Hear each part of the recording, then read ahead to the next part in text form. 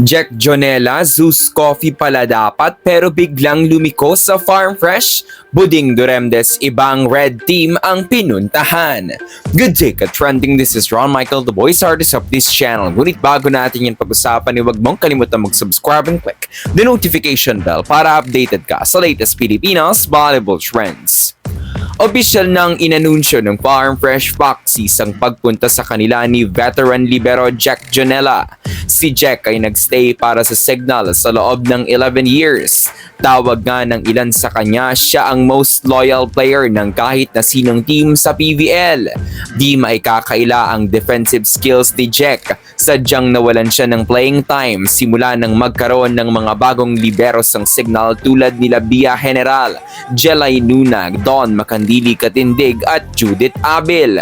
After more than a decade, Jack has closed her chapter with the Team Awesome at ngayon ay ready na siyang maging leader sa Farm Fresh na binubuo ng mga batang players.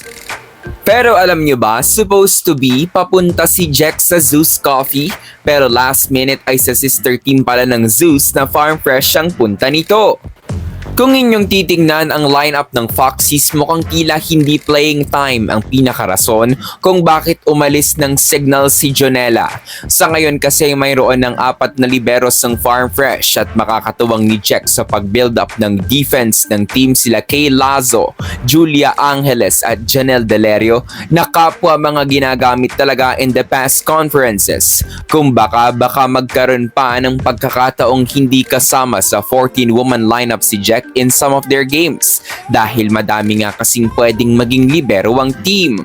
For sure, may sapat na rason si Jonella kung bakit siya napumunta sa Farm Fresh. Baka may mas magandang offer sa kanya ang Foxies management. Nevertheless, kung mayroong biggest contribution si Jonella para sa kanyang bagong team, ito ay ang leadership. Dahil tulad ng aking nabanggit, bata pa ang mga players na bumubuo sa Farm Fresh na kailangan ng set of eyes ng mga veteranang katulad ni Jack Jonella.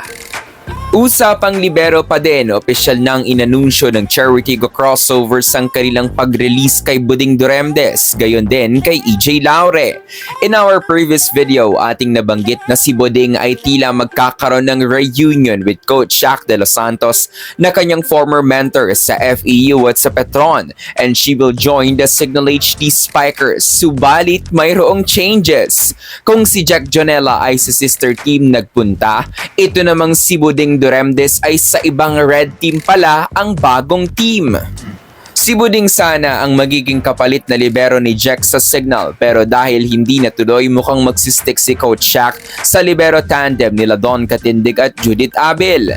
Para sa magiging bagong koponan ni Duremdes, ayon sa ating reliable source, siya ay sasanib sa puwersa ng Petrogas Angels. Si Buding ang magiging ikatlong libero ng Petrogas after Jelly Tempiatura and Baby La Barbon.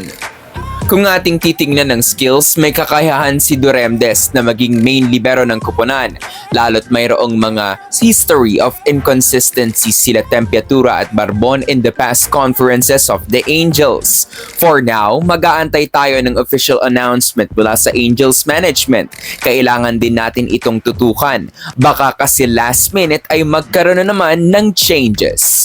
So that's it for today's video, ka-trending. Do not forget to subscribe and click the notification bell para updated ka sa latest ganap ng women's volleyball sa Pinas. Thanks for watching. Bye for now!